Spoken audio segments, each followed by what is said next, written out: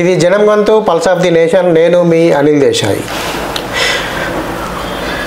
ఒక విస్ఫోటనం ద్వారా అధిక ప్రచారం పొందాలనుకునే సమూహం లేదా ఒక టెర్రరిజం భయానక వాతావరణం సృష్టించడం ద్వారా అధిక ప్రచారం కల్పించాలనుకునే ఒక సమూహం.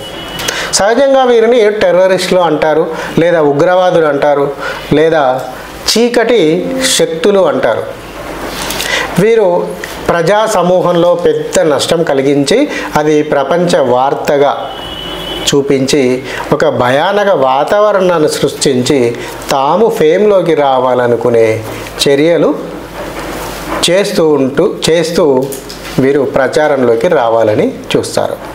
అలాంటిదే ఐఎస్ఐఎస్, ఆల్ ఖైదా, తెహ్రీకే ఇస్లాం, జమాతే ఇస్లాం ఇలాంటి ప్రపంచవ్యాప్తంగా పేరెన్నికగన్న తీవ్రవాద సంస్థలు మనకు కనబడుతూ ఉంటాయి.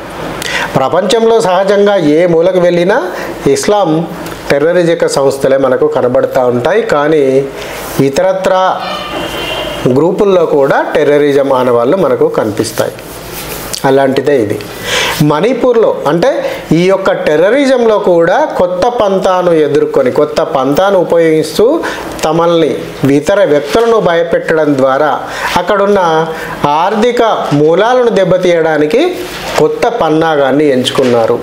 అంటే ఇప్పుడు మనం సహజంగా మన తెలంగాణ, ఆంధ్రప్రదేశ్, హైదరాబాద్ కనుక చూసుకున్నట్లయితే హైదరాబాద్లో ఎక్కడో అస్సాం, నేపాల్, త్రిపుర, మణిపూర్, బెంగాల్, బీహార్, రాజస్థాన్ అనేక ప్రాంతాల నుంచి తెలంగాణలో పనిచేయడానికి బ్రతుకుదెరువు కోసం నిత్యం వలస వచ్చి ఇక్కడ స్థిర నివాసం, స్థానిక నివాసం లేదా అప్పటికప్పుడు తాత్కాలిక నివాసాలు ఏర్పాటు చేసుకొని చిన్న నుంచి అంటే కూలీ పనుల నుంచి మొదలు పెడితే తమకు ఆమోదయోగ్యమైన తాము చేయగలిగిన పెద్ద పెద్ద పనుల వరకు కూడా చేస్తూ వృత్తి నైపుణ్యాన్ని ప్రదర్శిస్తూ జీవనోపాధి గడుపుతూ ఉంటారు.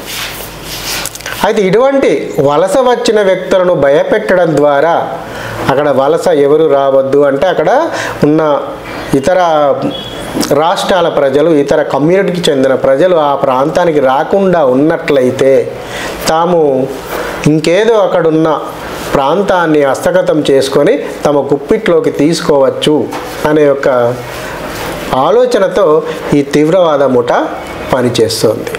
అదేవిధంగా గత కొన్ని నెలల క్రితం కూడా కాశ్మీర్లో కూడా భవన నిర్మాణ కార్మికులను కూడా లక్ష్యం చేసుకొని అక్కడ ఇస్లామిక్ టెర్రరిస్ట్ సంస్థ హతమార్చడం జరిగింది. అదే కోవలో మణిపూర్లో కూడా గత నెలలో 2 వ్యక్తులను ఈ యొక్క టెర్రరిస్ట్ గ్రూపులు తన ఇంటికి పనిచేసుకొని ఇంటికి వస్తున్న సమయంలో ఈ యొక్క టెర్రరిస్ట్ గ్రూపులు ఆయన్ని 2 వ్యక్తులను చంపి సోనాలాల్ కుమార్ 18, దశరథ్ కుమార్ 17 ఏళ్ల వయసు గల 2 యువకులను, బీహార్కు చెందిన యువకులను హతమార్చి ఒక భయానక వాతావరణాన్ని మణిపూర్లో సృష్టించాలనుకున్నారు. అదే విధంగా వారిద్దరిని కూడా ఆ యువకులను ఇద్దరిని కూడా చంపి ఒక భయానక వాతావరణాన్ని ఏర్పరిచారు. అయితే ఇక్కడ ఏదైతే ఇలాంటి కార్యక్రమాలు, తీవ్రవాద కార్యక్రమాలకు శ్రీకారం చుట్టి ఈ రకమైన కొత్త పంతాలు, తీవ్రవాద కార్యక్రమాలను ముందుకు రావాలనే ప్రయత్నము అక్కడి ముఠాలు పనిచేస్తున్నాయో ఆ ముఠాల ఆటకట్టును మణిపూర్ ముఖ్యమంత్రి సీఎం బీరెన్ సింగ్ అతి చాకచక్యంగా పోలీసులతో వారిని వేటాడి అరెస్టు చేయించడం జరిగింది. వీరందరూ కూడా దాదాపు స్థానికైన కుకీ తెగలకు చెందిన వ్యక్తులుగా మనకు అక్కడ పోలీసులు ఇచ్చిన వివరాలను బట్టి తెలుస్తూ ఉంది. వీరందరూ కూడా కేసీపీ పీడబ్ల్యూజీ యొక్క క్రియాశీల కేడర్ను అరెస్ట్ చేయడం జరిగింది.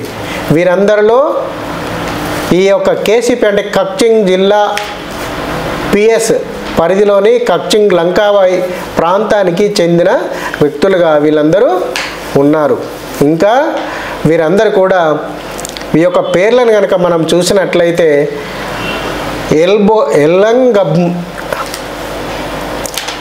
ఎలంగం హిరోజిత్ సింగ్, ఏక్రుజం ప్రేమ్, ఓక్రమ్ అరుణ్ దత్తా, సెంజామ్ రెబింగ్సంగ్, ఓక్రమ్ అమర్జిత్, అరిబం గణేంద్రజిత్ శర్మ, షోంగ్తమ్ రాజ్ కుమార్గా వీరందరినీ గుర్తించి పోలీసులు అరెస్టు చేయడం జరిగింది. అంటే తీవ్రవాద చర్యలు కూడా చిన్న కార్యక్రమాలను కూడా చిన్న విషయాలను కూడా భూతద్దంలో చూస్తూ ఏదో ఒక తరహాలో ఒక భయానక వాతావరణాన్ని సృష్టించి అక్కడ ప్రజల్లో అలజడి రేకెత్తించి అక్కడ సామాన్య ప్రజల జీవన విధానం కరెక్ట్గా లేదని ప్రభుత్వాలకు తెలియజేయాలనే ఉద్దేశంతో అతివాద ధోరణితో ముందుకు వెళ్తున్నాయి. అయినప్పటికీ కూడా సీఎం బీరేన్ సింగ్ యొక్క నేతృత్వంలో పోలీసులు అతి చాకచక్యంగా వీరి ఆట కట్టించి 7 ఉగ్రవాదులను అరెస్టు చేయడం జరిగింది. జై హింద్, భారత్ మాతాకి జై.